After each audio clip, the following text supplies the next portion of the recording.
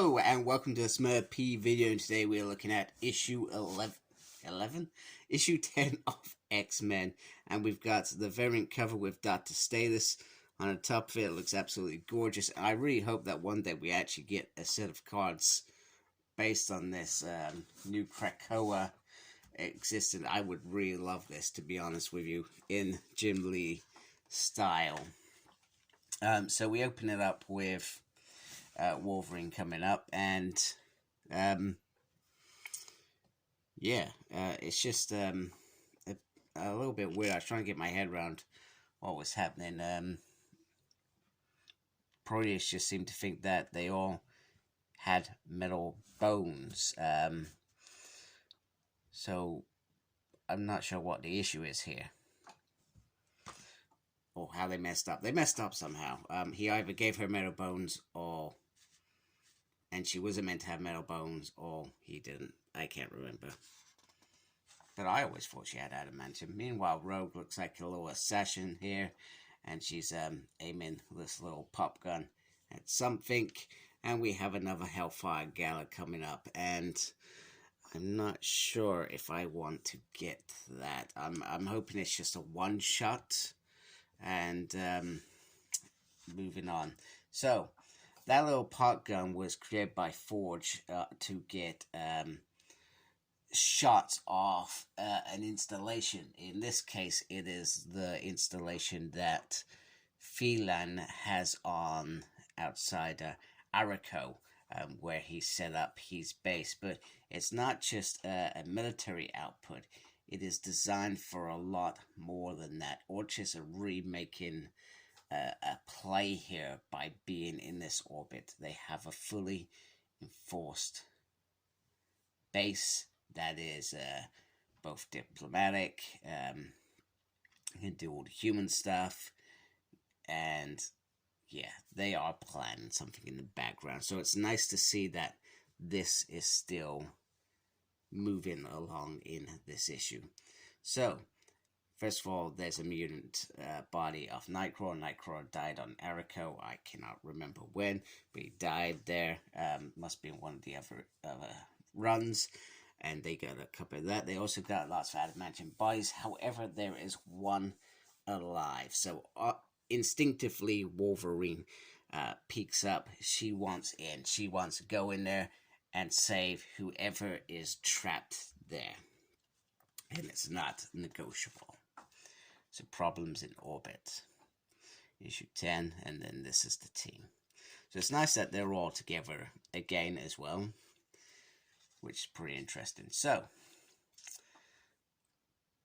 they have lots of diplomatic guests, which I mentioned. They also have lots of deliveries. In that delivery, they came up with a plan to sneak Wolverine in. You don't see that plan fulfilled, and get in there, and you wonder how they got all the information to achieve that. The others also put a bet on how soon it would be before she got caught. Which, if I was a lawyer, I'd be peeved off, because A, they wouldn't have done it to Wolverine. Secondly, she was a child assassinator. She just go around killing people. Discreetly, stealthily.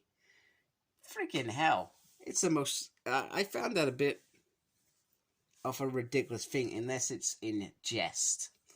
That's the only reason that I think that would be just a bit of banter between the team members. That's the only way that I can see that they did that.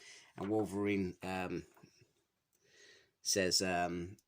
Cyclops said that Wolverine would actually initiate the betting, etc. So I thought that was pretty interesting. So anyway, she sneaks her way around the installation of Phoebus, as it's called, or at least I think that's how that's called, and she manages to free Lady Deathstrike out of the blue, nowhere to be seen.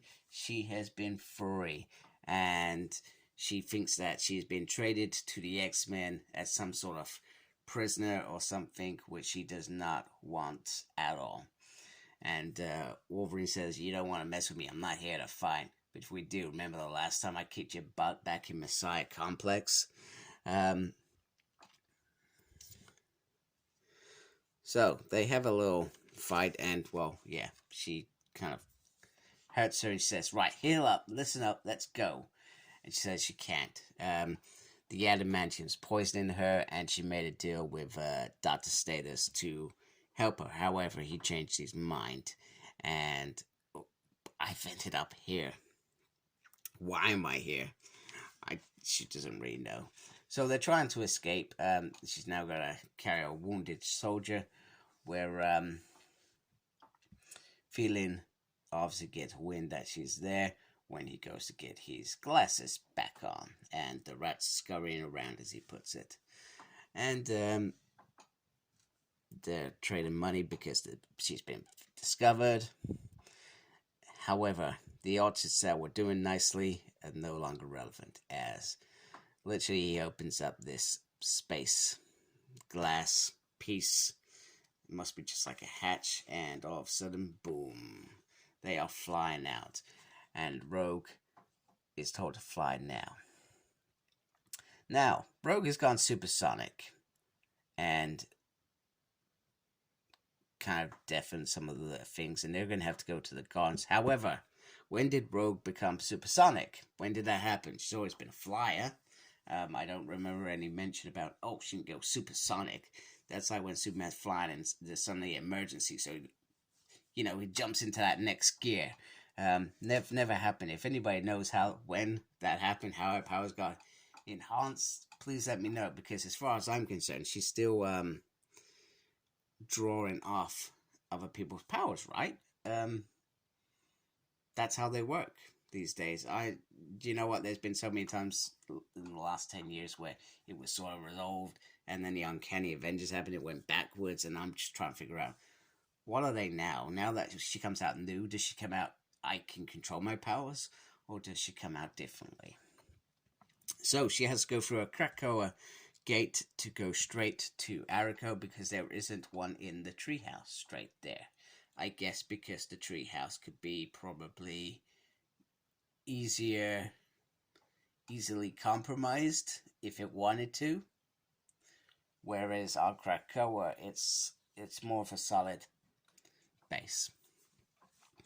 So, but however, humans can't go through these gates, so actually it wouldn't matter, would it? So you could do that in hindsight anyway.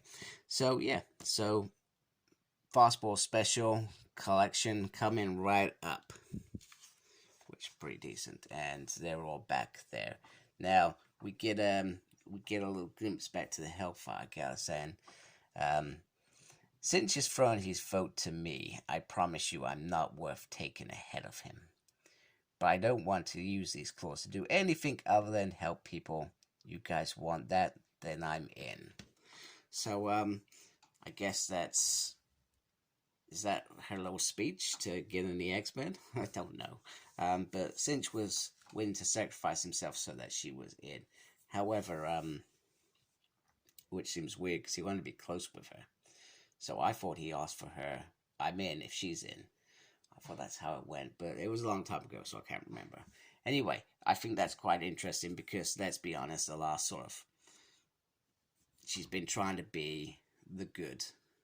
She's trying to do good for the world, etc. And almost like what Wolverine's gone through, that, you know, I'm trying to be good, but except he kills bad guys as well. And I loved her Wolverine series. That was one of the best Wolverine series that I read. So anyway, there's that bit.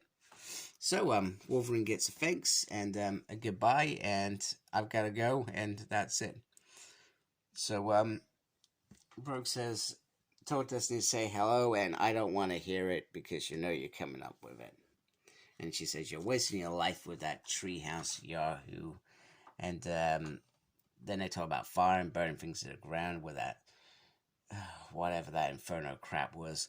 Even though it was actually good, I actually liked it, but it shouldn't have been called Inferno. And she's saying you're wasting your gifts. And it's a shame you can see all these icebergs, and then you delight in as we plow through them. And then she says, in terms of Games World, your husband knows small blind. That will get you through the door. So small blind is actually Rocket, and she actually calls Rocket Sugar and Rocky, and he actually doesn't mind that. And they talk about Games World, and well, guess what? Oh, I wouldn't know about Games World. Why would I know about such a place? It's brilliant. So Rocket Raccoon is turned to Rogue. He's in Games World now, playing games where they are doing all sorts of crazy things. So they now know they have a way in.